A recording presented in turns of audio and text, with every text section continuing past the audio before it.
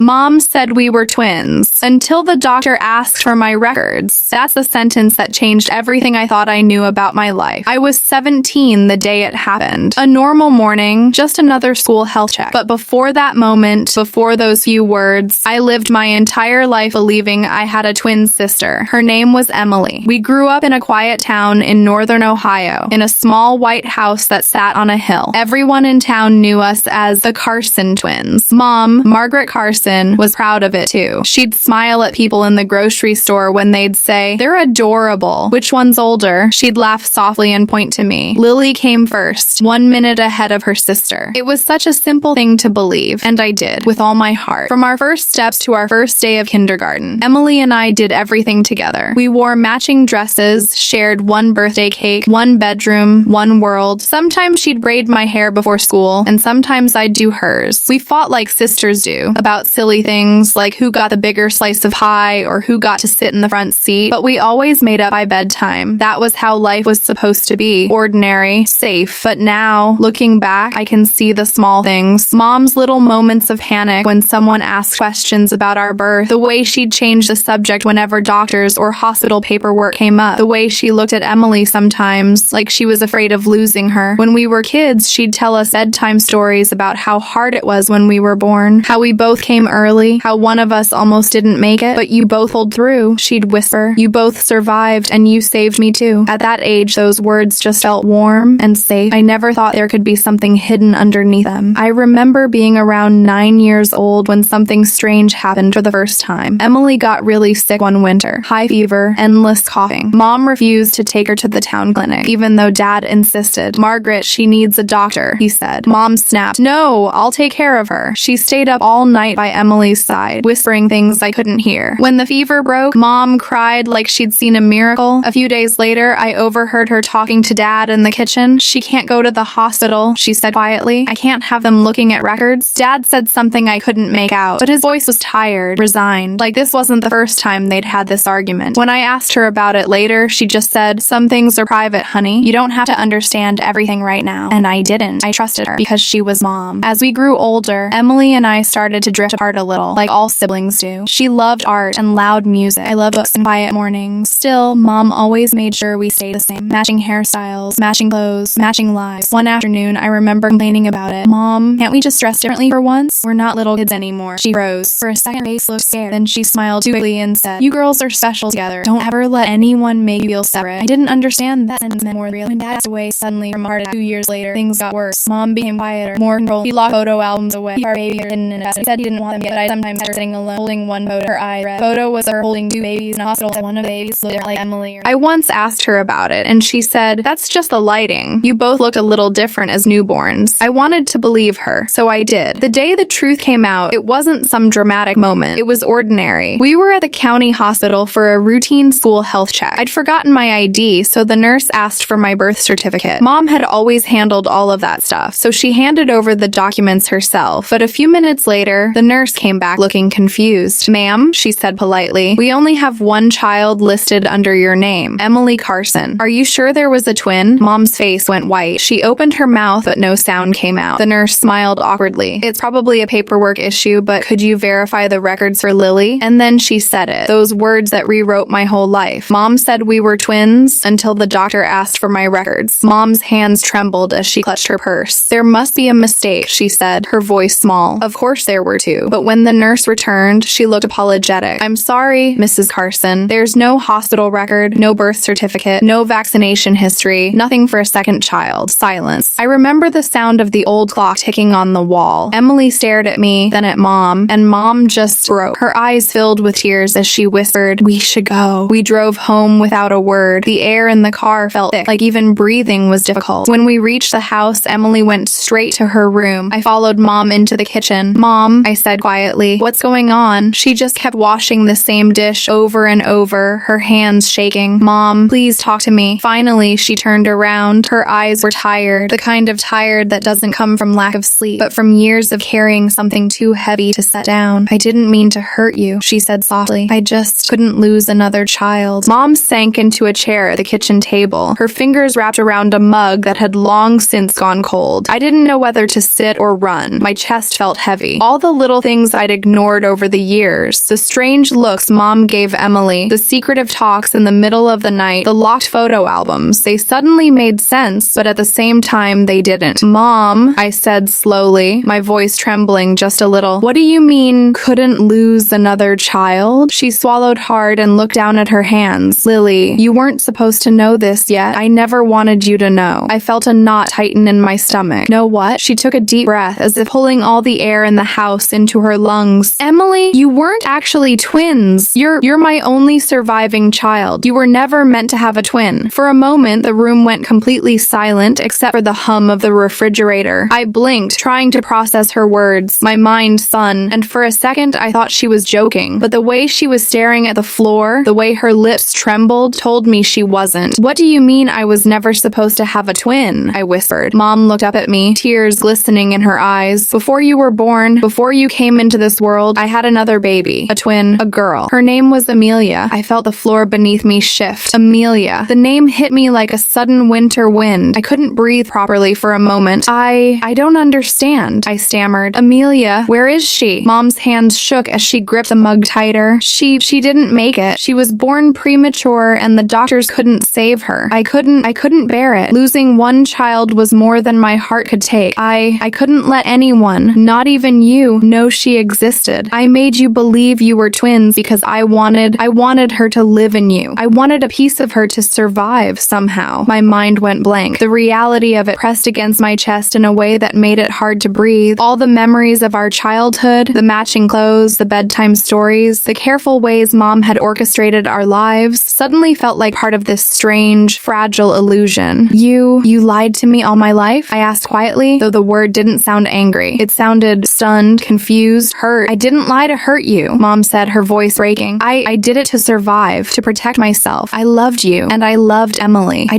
couldn't let the world know what I had lost. I sank into a chair across from her. My hands were shaking. So all those years, the matching dresses, the birthdays, the stories, it was because of her? Amelia? Mom nodded. Yes, everything I did, it was to keep a memory alive, to keep a part of her with us. I know it must have been confusing. I know I made things strange. I thought of all the times I had felt small pangs of doubt, little questions that I had dismissed as silly or imagined. Why did I feel like I was always performing? Why did Mom's happiness sometimes feel so fragile? Why did she treat Emily a little differently, protect her in ways that I couldn't understand? And now I knew. It wasn't just about control. It wasn't just about pride. It was grief, and I suddenly felt a deep, strange empathy for her. The next few days were quiet, almost painfully so. Emily didn't speak much either. She seemed to sense that the balance of our world had shifted. We sat in our rooms, sometimes catching each other's eyes in the hallway, both of us unsure of what to say. I couldn't sleep. At night, I would lie in bed, staring at the ceiling, trying to piece together a childhood that had suddenly become half lies, half truths. I remembered the nights Mom would whisper to Emily, the way she held her close, the way she smiled when she thought no one was watching. And now I understood it wasn't favoritism, it was sorrow, carefully hidden in plain sight. At school, things felt different too. I watched my classmates, the twins in my grade, laughing and arguing in their normal, carefree ways. I realized how much I had missed out on, not just the ordinary moments, but the certainty of knowing my life had been real, uncomplicated. Instead, my memories were intertwined with loss, grief, and a story I didn't fully understand until now. Then came the moment I needed to confront the past properly. I went to Mom one afternoon when the sun was low and golden through the kitchen window. The house smelled faintly of bread baking and lavender soap, familiar, comforting, yet tainted by the tension between us. Mom, I said gently, I want to see Amelia. I want to know her. She shook her head, a sob catching in her throat. You can't. She's gone. All that remains is in my heart, and now in yours. I felt tears roll down my cheeks. I want to remember her. I want to understand, not just the story, but why you did all of this. Mom sat down beside me, and for a long time, neither of us spoke. The silence was heavy, but it was also healing. Finally, she began. She told me the details I had never known, the complications, the quiet hospital nights, the grief she carried alone. She spoke about her fear of losing me, about the desperate measures she took to preserve a memory of Amelia through our lives. I listened, heart aching, my emotions tangled between anger, sadness, and compassion. For the first time, I understood. Over the next weeks, we began to rebuild our family life. Mom stopped orchestrating our lives so meticulously. Emily and I started to have our own space, while still keeping the memories alive in small ways. Old photos, quiet conversations, the bedtime stories, retold with honesty now. It wasn't instant forgiveness, and it wasn't perfect. Some days were heavy with grief, and some moments were awkward. But trust began to return. Quiet dinners, the shared smiles, the understanding glances, they grew stronger. I began to see Emily in a new light too. We weren't twins, but we were sisters, and somehow that felt enough. Mom taught me that grief doesn't disappear, it changes more. That love can be complicated, but it is still love. That loss can hide in plain sight, even in moments of joy. And slowly, over time, the house felt like a home again, not a place of secret, but a place where honesty and understanding finally existed. The day I truly understood the depth of Mom's grief started like any other day in our small town. The sun was soft in the morning sky, golden and quiet, and the air carried the faint scent of damp earth from overnight rain. I had gone to the local clinic for a routine checkup, something small, something ordinary, the kind of mundane task that suddenly became life-altering. Mom came with me as usual, her hand lightly brushing my shoulder as we walked down the corridor. But this time, the doctor's nurse asked a question that changed everything. "Do you have a twin listed on your birth records?" she said, looking at Mom. Mom froze. Her hand tightened around my elbow. I could feel the tremor in her fingers. I tried to meet her eyes, but she wouldn't look at me. I think so, she murmured. Yes, they should be here somewhere. The nurse frowned. "I'm sorry, ma'am. We can't find any record of a second child. No twin is listed anywhere." I didn't know what to think at first. Maybe it was a mistake, clerical error, wrong files, missing papers, but the expression on Mom's face told me it wasn't that simple. We drove home in silence. The hum of the tires on the wet asphalt sounded louder than usual, and the world outside the car windows felt impossibly still. Emily walked into the house ahead of us, sensing the tension before she even heard a word. "Mom, what's going on?" I asked as soon as we were inside. Mom sank into the kitchen chair, her shoulders slumping. She looked smaller somehow, fragile, her hands wrapped around her mug as if it were a lifeline. I never wanted you to know like this," she said, voice trembling. "I thought I was protecting you." I didn't understand. Protecting me from what? Her tears fell slowly, quietly, from the truth about your twin, about Amelia. My heart stopped. My body felt like it had been hollowed out from the inside. "Amelia?" I whispered, the name foreign on my tongue, yet achingly familiar. She's not alive?" Mom shook her head. "No, she didn't survive. She was premature, too small, too fragile, and I couldn't save. I tried. I really did. But she was gone before I could even hold her. Losing her, it broke me. I stared at pieces of my life, suddenly touching every childhood memory, the matching dread, the insistence on doing everything together. It wasn't about deception for attention or control. It was a mother trying desperately to hold on to something she had lost. You made me believe we were twins all these years." I said the words barely audible. "Yes," Mom whispered, face wet because I couldn't bear for her to vanish. I wanted her to live. I wanted you to, even if you didn't know. I sank into the chair, trying to breathe. I remember the nights she was whispering to Emily, holding close, seeing someone invisible. Now I understood what she'd been seeing to all those years. Amelia. For hours we sat in the Mom recounting the moments, tear, inspiration. The doctors who couldn't save Amelia. The nights she spent alone, crying in the dark. Choices she made to protect me and Emily, even if that meant weaving a web of truth and illusion. I listened, my own tears falling silent. I felt anger, yes, but it was mingled with overwhelming empathy. She had done this not out of cruelty, but out of a grief so deep that it had shaped our entire childhood. Over the next few days, Emily and I had made sense together. She was quieter than usual, watching me with wide eyes. "So we weren't twins?" she asked softly one evening. "No," I said, my voice touching, "but we are sisters. She's always been a part of our lives in a different way." We began to talk more openly, sharing the small details of our own lives, our fears, and our memories. For the first time, it felt like we weren't performing, like we weren't pretending. We could just exist as ourselves. Mom, too, started to let go of the rigid rules she had made for us. She allowed us to have our own spaces, our own routines, even our own mistakes. But sometimes, late at night, she would still sit quietly, holding a photograph of Amelia, whispering to herself. I learned that grief doesn't disappear, it transforms. And love, even complicated and painful, can still guide a family through the hardest times. One day I asked Mom if I could see Amelia's photo. She hesitated, then nodded. I held the picture gently, seeing the tiny face of a child I had never met but somehow always knew. I felt a strange warmth, a connection. Amelia had been real, and in a way, she always would be. Through us,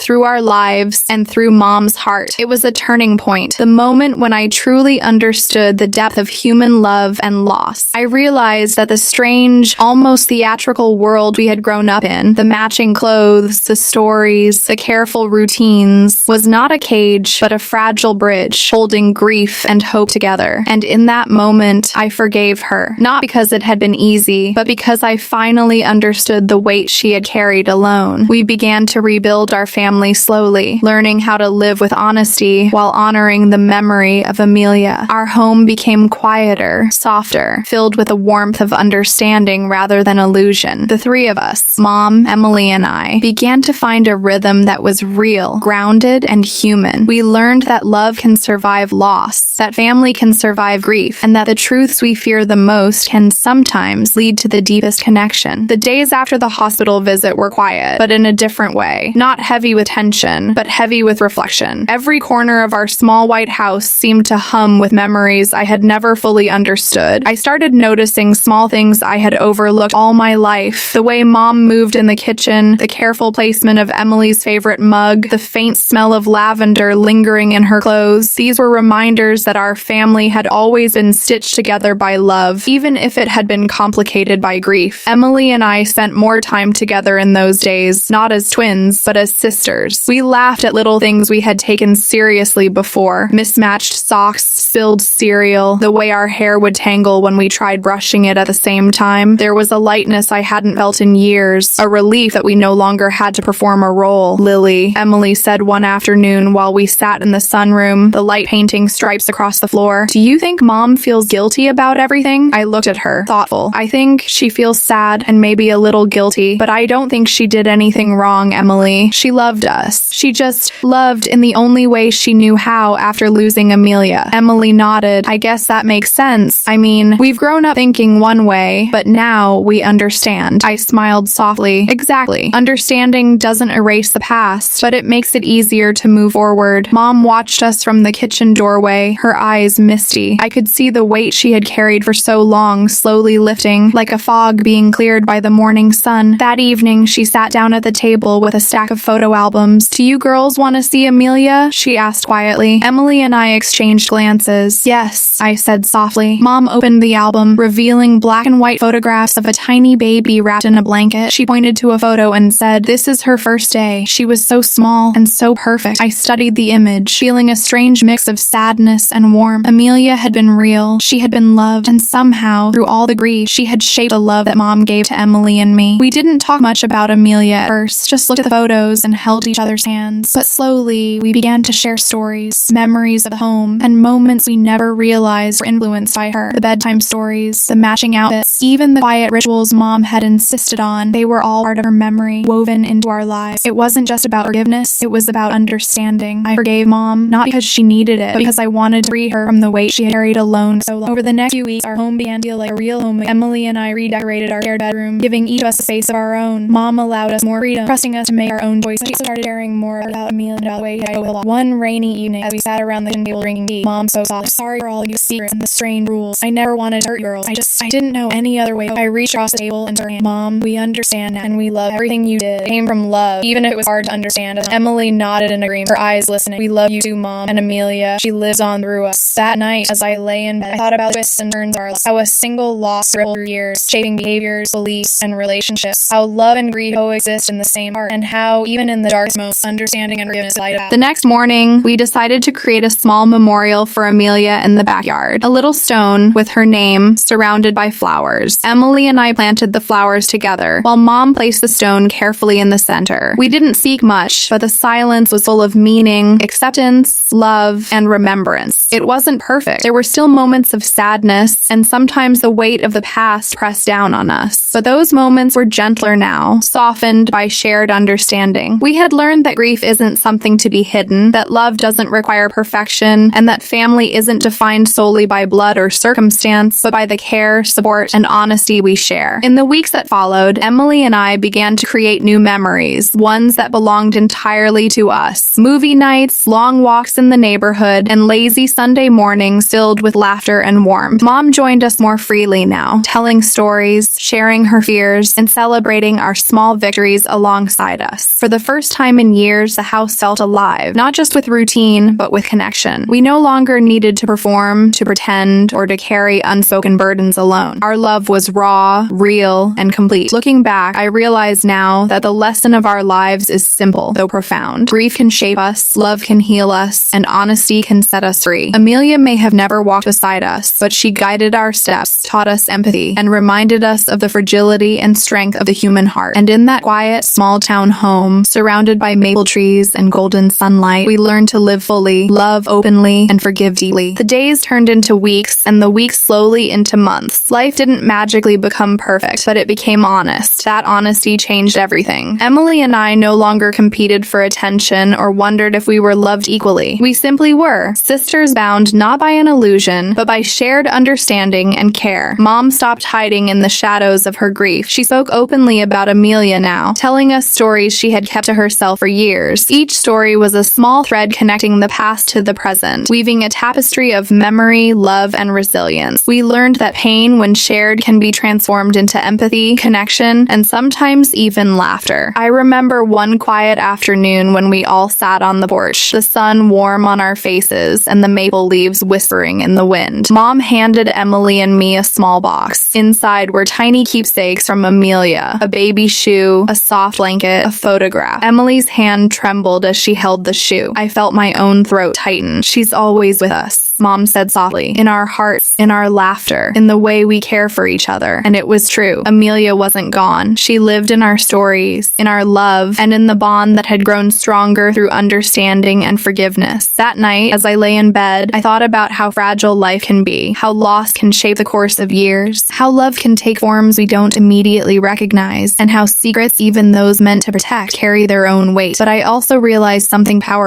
Families are made not just of blood or circumstance, but of patience, honesty, and the courage to forgive. Mom had made mistakes, yes, but she had also loved fiercely and deeply. Emily and I had learned to see that love clearly, and in doing so, we found a new beginning. We never stopped mourning Amelia, but we stopped hiding her too. Her memory became a gentle presence, a reminder that life is fragile, that every moment is precious, and that love, real love, can survive loss and hardship. Looking out at our small white house on the hill, I felt a calm settle in my heart. The maple trees swayed softly in the evening breeze, the golden light painting the walls. For the first time in years, I felt truly at peace. Our story, the story of grief, love, and hidden truths, had finally found its resolution. And through it all, we learned the most important lesson of all, that forgiveness is not just about letting go of anger, but about understanding the heart behind every action and allowing love to heal the wounds we carry. Mom, Emily, and I, we were no longer living in the shadows of loss. We were living in the light of truth together, finally free to love and be loved exactly as we were meant to be. And that is how I learned that even the deepest secrets, when met with compassion and honesty, can lead to the strongest bonds. If you enjoyed this story, don't forget to like and subscribe for more. And tell me in the comments, what country are you watching from?